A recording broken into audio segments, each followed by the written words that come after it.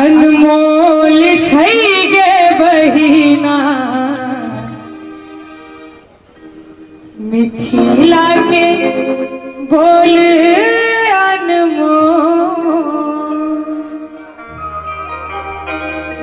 मिथिला के बोल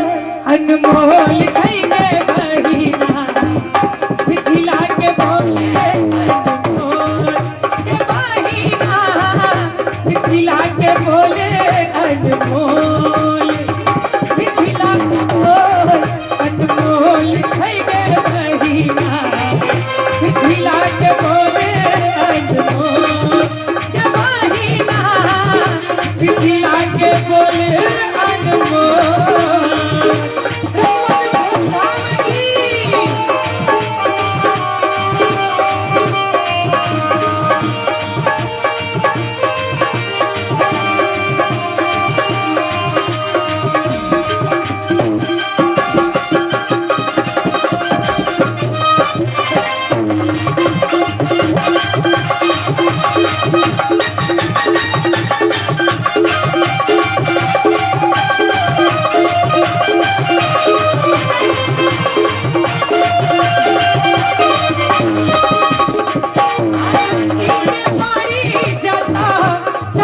भारी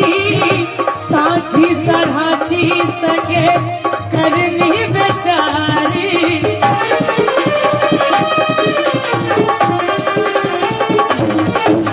साझी के बारी जता छतरल के भारी साझी सराची सके करनी बेचारी हकीर पाते भाते बथुआ के झोरे सके हकीर पाते भाते बथुआ के झोरे सके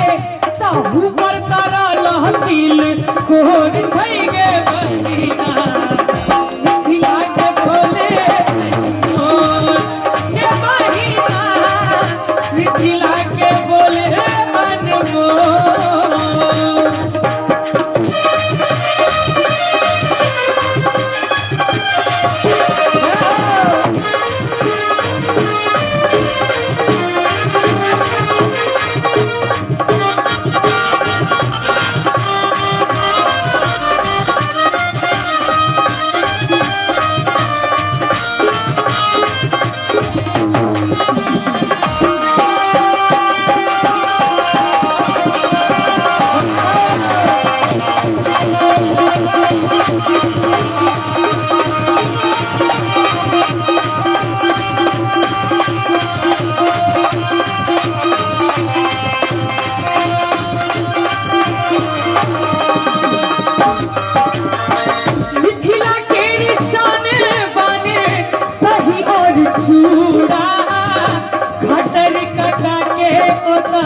रेहू के मोड़ा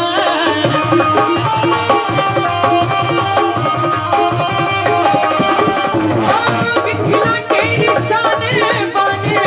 दही और चूड़ा खटर कटा के रेहू के मोड़ा कनी शब्द पर ध्यान देवे सब गोटे कि मिथिला के निशाने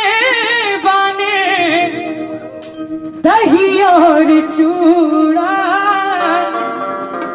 खटर कका के ओता रेहू के मूड़ा और बांस के कोरो पर नतरल कोरो जता बांस के कोरो पर नतरल कोरो जता बाबा तर काबल अखनो बोल छै गे मिथिला के बोले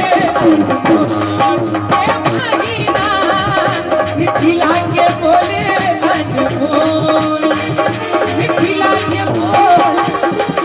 मिथिला के बोल अनमोल छै गे बहिना मिथिला के बोले अनमोल गे बहिना मिथिला के बोल अनमोल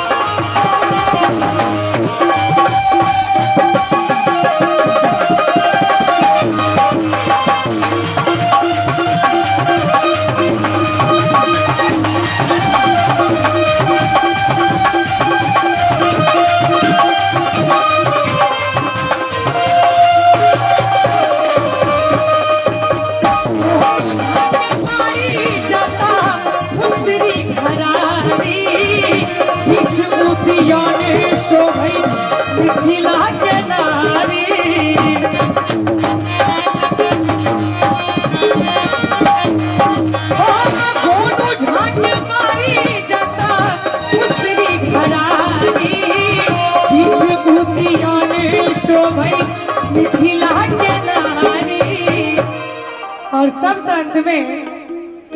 गोनू झाके बारी जाता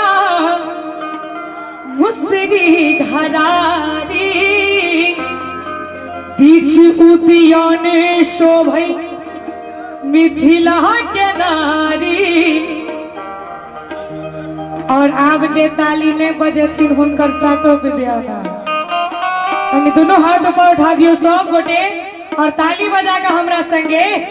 टिक टिक करत